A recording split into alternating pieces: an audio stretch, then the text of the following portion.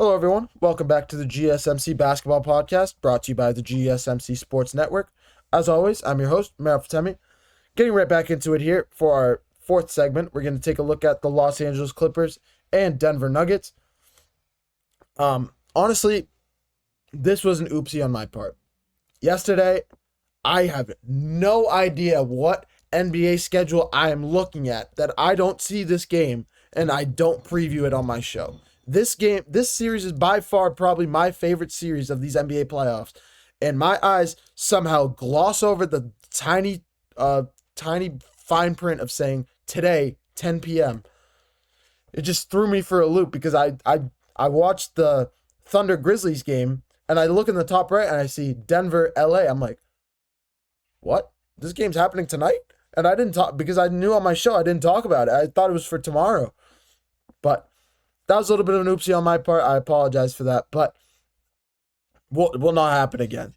The Los Angeles Clippers winning this one by 20 points. A game that I did not see this coming. I thought it was going to be another close game, same as game 1 and game 2, another thrilling finish.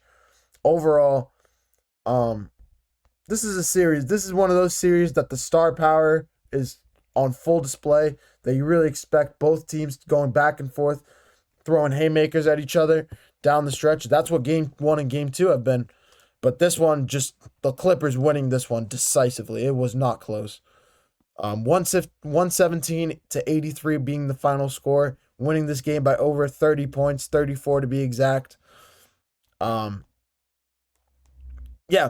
game was not close by any stretch. 6 Los Angeles Clippers getting into double figures here. 3 of them finishing with 20-plus points, led by Kawhi Leonard. Kawhi with 21, James Harden with 20, and Norman Powell also with 20 points. Kawhi also with 11 rebounds. Him continuing to grow back into the claw phenom tag, that title that he used to have back in the day in 2019 as a part of the Toronto Raptors, back in the day when he was a part of the San Antonio Spurs, just being the defensive guru, that all-around toolbox kind of guy, the utility guy, but also one of the best utility guys in the NBA by far, with a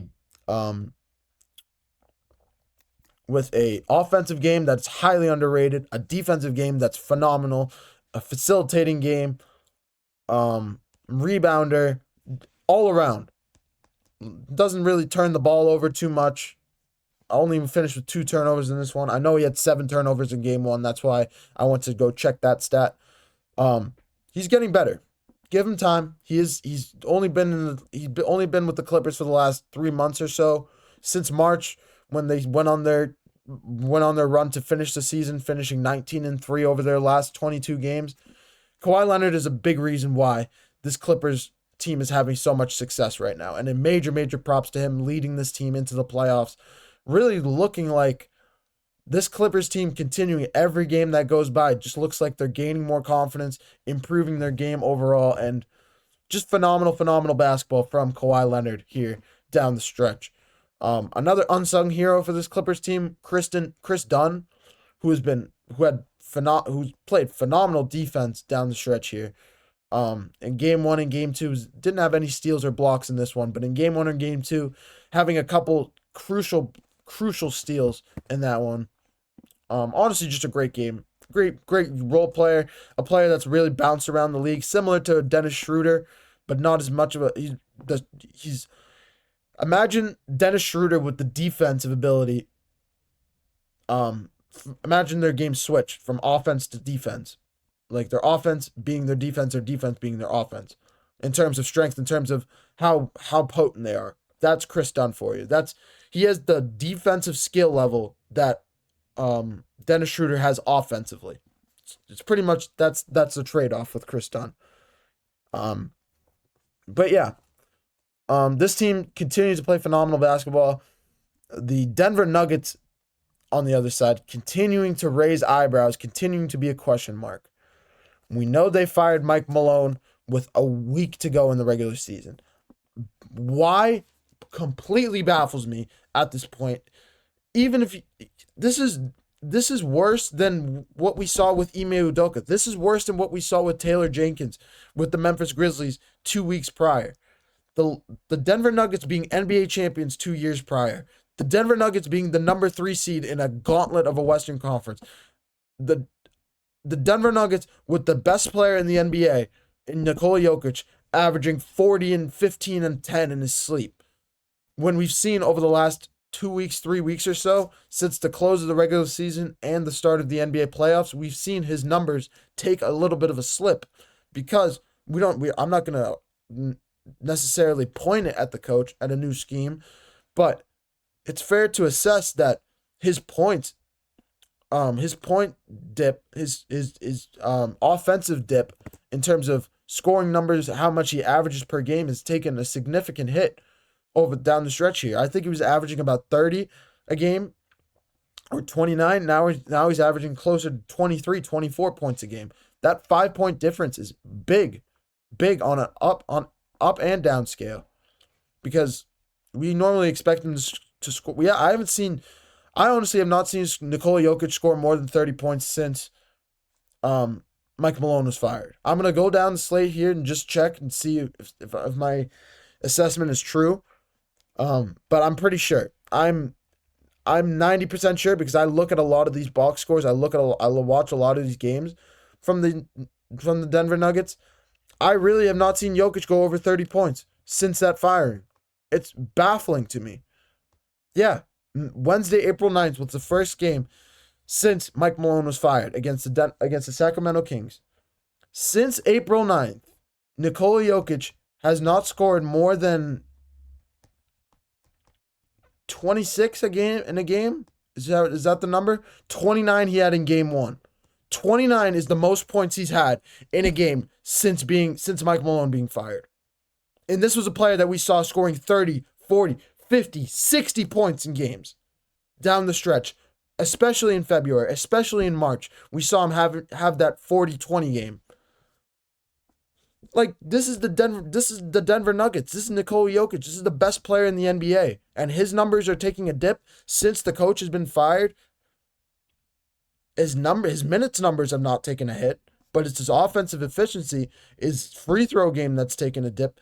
His confidence, he's just like, if you ask me, we already know, if you guys watch NBA, like, I know a lot of you guys probably do if you're watching this show. You know Denver Nuggets, you know Nikola Jokić is kind of one of those guys that shows up, wants to play basketball, and then goes home. We saw it in the NBA Finals 2 years ago. The reporter asked him, "Oh, how are you feeling about this game? What does the championship means to you?" And Nikola Jokić stands there and says, I'm just ready to go home. I'm ready to go home. I miss home. Can I please go home? When's the parade? I want to go home." Like, he wants to go back to his home country, back to Serbia. That is the type of guy that Jokić is. He shows up, plays basketball as an occupation. He loves it because he's good at it. He's the best basketball player in the NBA right now, by far, in terms of skill, in terms of shooting everywhere, across the board. And this guy, just like it feels like he's lost his love of the game. He's lost his passion. That's what it looks like. And we saw it late in the game last night, where he got into a little bit of not a fight, but he got into an argument with David Adelman, or I don't know exactly. It was either David Adelman, the current interim head coach for this Denver Nuggets team, or it was an assistant coach. I think it might have been an assistant coach. I saw the video this morning. I just can't remember if it was either or. But regardless, he was getting into an argument on the bench with one of the coaches, with one of the personnel, and he's being told to calm down, calm down. How are you supposed to calm down when you're losing by 30 points? It's just a sign that this team is just discombobulated. They've lost their leader in their locker room. They've lost their culture setter. Mike Malone, obviously, since coming to Denver in, 2017, 2018? It might have been after that, actually. It might have been closer to 2021 or 2020. Regardless, Mike Malone, since coming to Denver, has done nothing but win. Has brought nothing but a winning culture. He drafted Nikola Jokić, drafted Jamal Murray, brought Aaron Gordon over, drafted Michael Porter Jr., brought Russell Westbrook in. Like, this team is built. it's Mike Malone's team. He brought all these guys, he corralled all these guys, he galvanized the troops to win a championship in 2022. And because of a little argument for whatever, nobody's gonna know. Let's be real. We're probably never gonna find out what actually happened that transpired in the firing of Mike Malone with a week to go in the regular season. Same way we'll never know what happened with the Taylor Jenkins firing. Same way we'll never know what happened with the Ime Udoka firing in Boston. This is things that just happen with ownership or whatnot in the upper parts of buildings that nobody really talks about. It's unfortunate to see what's transpiring over there in Denver, because personally, Denver was one of my favorite teams. Jokić is one of the best players in the NBA. Jamal Murray's is a great feel-good story. Tearing his either ACL or Achilles, I can't remember, 2 years ago in 2021. Or was it 21? I forget. I think it was 21. In 2020, he tore his ACL. 2022 winning the NBA Finals, 2023 being hurt in the NBA playoffs, and this year dealing with a lot of injuries, but still coming back and still averaging about 20 points a game in this series. This team is a great team. The Denver Nuggets are still a great team. They're still one of the most underrated teams in the Western Conference by far. I get it. But it's just not fair to look up at this team and say, a lot of their struggles. Last night was the most glaring one so far, though. Last night was the most glaring one, going into LA and getting your you-know-what smacked by over 35, almost 35 points. It's tough. It's tough to see overall. So, do I think this changes the series a little bit? I think the Nuggets kind of have to come out in Game 4 and win, especially after a loss like that. If you lose Game 4, I know the Clippers were up 3-1 on the Denver Nuggets in 2020. I know that happened. And I know it feels like we're going down a similar path. If LA wins Game 4, of course. But do I think this is going to be another Doc Rivers blunder? Do I think Jokić can clean it up the way he did in 2020? Do I think Jamal Murray can show up and show out the way he did in 2020? I like Ty Lue. I like the team that they've built around Kawhi Leonard here. I think James Harden is not Paul George this year. James Harden has showed up, has been very reliable all regular season. I think Ivica Zubac is taking leaps. I think Norman Powell is a great addition to this team. I think they have a bunch of players that can really make noise here. And I think this does change the series. I think this series ends in 5 or 6 games. I would not be shocked if the Clippers win the next 2 games in a row and the series is over.